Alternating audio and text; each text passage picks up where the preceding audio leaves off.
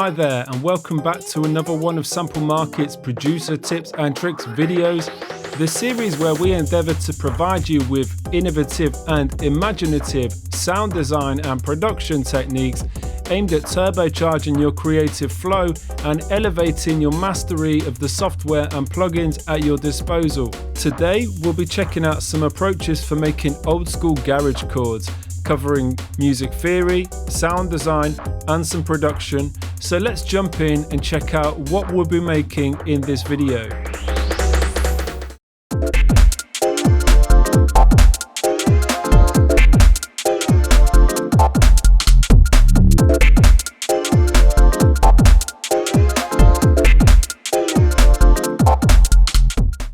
So garage music, especially UK garage, has deep roots in house music. In particular, it shares a strong connection with deep house and US house styles.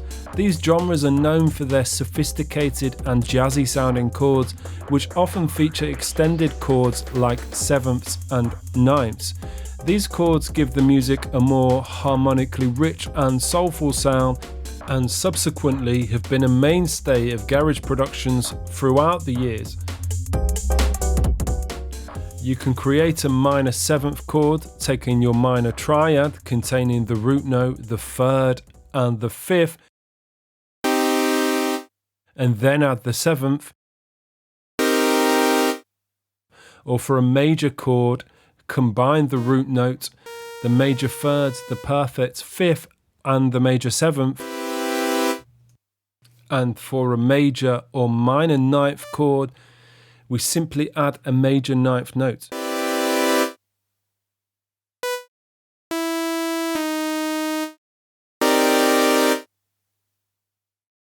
So for the first couple of chords, I'm going to be using Arturia's DX7 synthesizer. I have to say, a great route to go if you want to get an authentic sounding garage style organ is to use something like this DX7 emulation, the Korg M1 synth, of which there is also a software version available, or indeed there's tons of samples available that have been taken from various Yamaha DX synths or the Korg M1. On the DX7, I've dialed up a vibraphone sound from the presets in the keys section.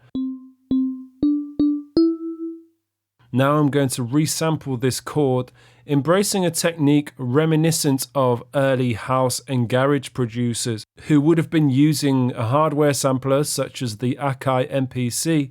This method involves playing back chord samples in a sampler. This approach delivers shorter, punchier notes as the pitch rises, evoking the signature technique that adorned classic old school rave, garage and house tracks. When resampling sounds, it always makes sense to resample a C note or indeed a C chord, so the notes you trigger in your sampler will correspond to the note being played. So with our C minor ninth chord created, we can select bounce in place in Logic. We can then quickly load this sample into a quick sampler in Logic by dragging it to the bottom of the arrange area and selecting create new track using quick sampler.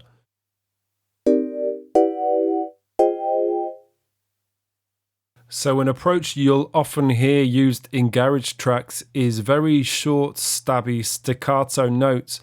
So to achieve this on quick sampler, we can dial down the release, so as soon as the MIDI note stops playing, the sound instantly cuts off.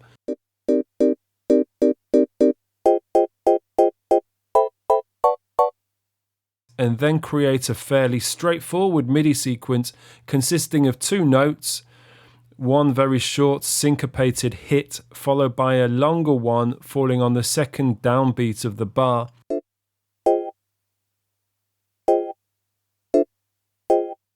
I've also added plenty of swing to the syncopated note, essential really for that loosely swung garage vibe.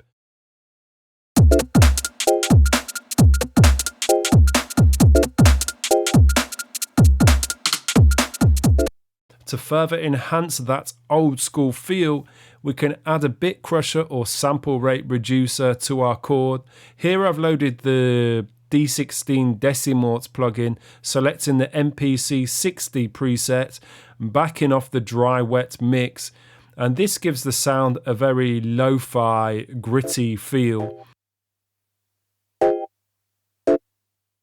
I've also added some reverb here using Valhalla's Vintage Verb.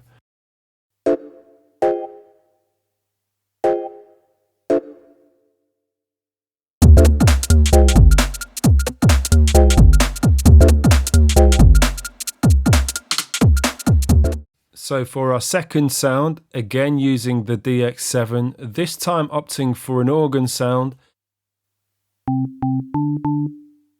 and a minor 7th chord.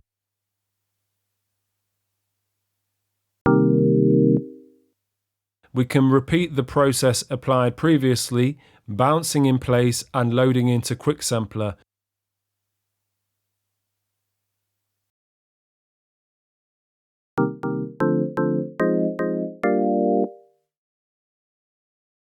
Again using short staccato notes, making sure anything syncopated has that same swing applied to it. We can also copy over the bit crusher and the reverb plugins to this sound. And playing the two chord sequences back together, even though the MIDI patterns are fairly straightforward, the dynamic interplay between the two chords in this call and response fashion yields a very impressive sonic synergy.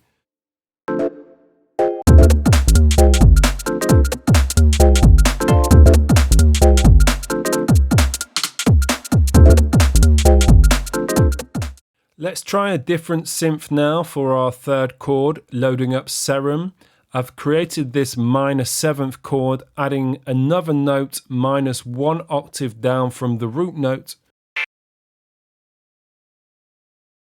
And browsing through some presets, I came across this sound I'd created previously for Sample Market's deep minimal tech patches. It's a relatively straightforward patch, a saw wave combined with a PWM wave, whilst a bandpass filter with a boosted resonance provides plenty of character. What I love about this patch is the automated LFO movement being applied to the cutoff frequency. So although it's the same chord playing over and over, we've got some nice variation going on. Again, I copy over the Decimorts plugin for some extra grit, and also a reverb adds a nice touch of space.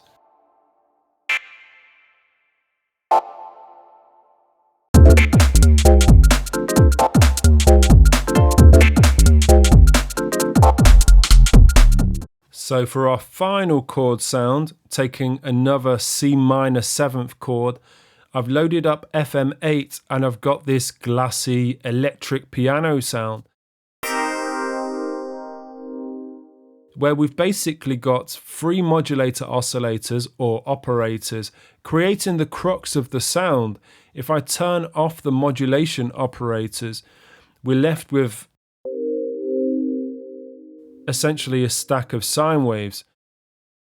So this is why FM synthesis is so great for digital, metallic, organ and electric piano sounds, as you can really shape the attack or transient of a patch, modulating an operator with the envelope of another operator, as is the case with this patch.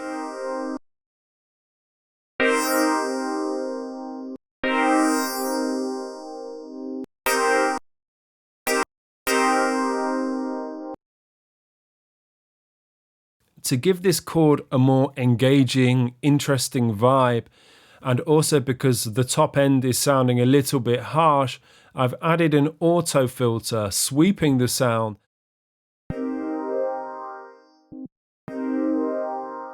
And given I'm going to resample it again, adding the filter before I resample the sound means this effect will essentially be printed onto the sound, which will result in quicker sweeps at higher pitch settings.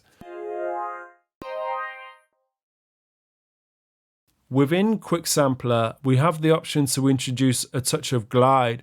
With this modification in place, the chords in this fairly uncomplicated pattern smoothly transition into one another, creating a nice sliding effect.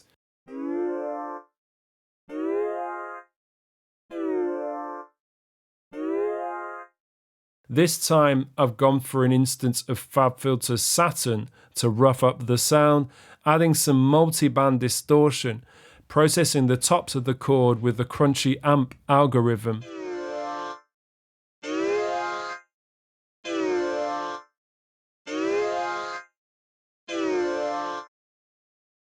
I've followed this up with a chorus and a reverb to add some depth and width.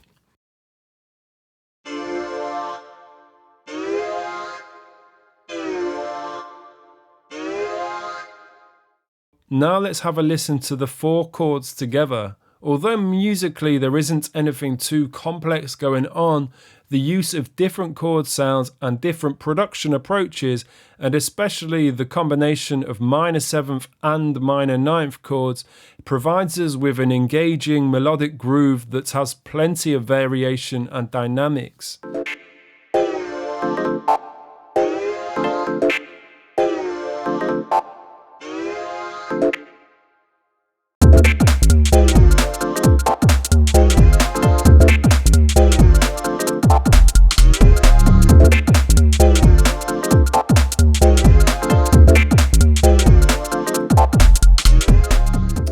So that brings us to the end of this tips and tricks video. I hope you've enjoyed it, and I hope it's provided you with some nice ideas and inspiration for crafting your own garage chords. And finally, if you want to stay in the loop with upcoming content on this channel from Sample Market, make sure you hit that subscribe button below.